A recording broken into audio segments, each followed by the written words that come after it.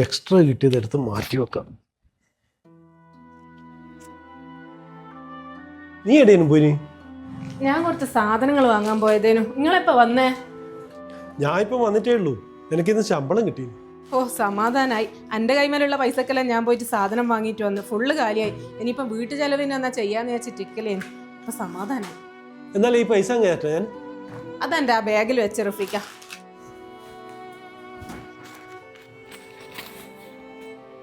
ഇതെന്താ ആബി, ഇതെന്താ ഒരു ഹോസ്പിറ്റൽ ഫയല്? നീ ഡോക്ടറെ കാണിച്ചിനു? അതൊന്നുമില്ല റഫീക്ക, അതെനിക്ക് ഒരു ദിവസം തലവേദനയായിട്ട് ഹോസ്പിറ്റലിൽ പോയി കാണിച്ചിനു. എന്നിട്ട് ഡോക്ടർ എന്താ പറഞ്ഞേ? അത് എന്തോ ഒരു പ്രശ്നമുണ്ട്, സ്കാൻ ചെയ്യണോ എക്സ്റേ എടുക്കണോ എന്നെല്ലാം പറഞ്ഞു. എന്നിട്ട് നീ എന്താ എന്നോടൊന്നും പറയാനിന്? എന്നിട്ട് എക്സ്റേയും സ്കാനിങ്ങെല്ലാം എടുത്തിനാ നീ? ഒരു മാസത്തെ നിങ്ങളെ ശമ്പളം ഇവിടുത്തെ വീട്ടു ചെലവിന് തന്നെ തികയുന്നില്ല. പിന്നെ സ്കാനിങ്ങും എക്സ്റേയിലും എടുക്കാനിടുന്ന പൈസ. അതുകൊണ്ടാണ് ഞാൻ നിങ്ങളോടൊന്നും പറയാൻ. ആബി, എനിക്ക് ഈ മാസം ശമ്പളം കൂട്ടി കിട്ടീനു. ഞാൻ മാറ്റി വെച്ചതാ. നീ ഈ പൈസ വെച്ചിട്ട് എക്സ്റേ എടുക്ക്, സ്കാനിങ് എടുക്ക്. നിന്റെ പ്രശ്നം എന്താണെന്ന് അറിയണം ആദ്യം. അത് വേണ്ട റഫീക, അത് നിങ്ങൾ ചെയ്തതാ ശരി. നിങ്ങളടുത്ത് തന്നെ വെച്ചേ. എൻ്റെ അടുത്ത് വെച്ചാൽ അത് ചിലവായിപ്പോ.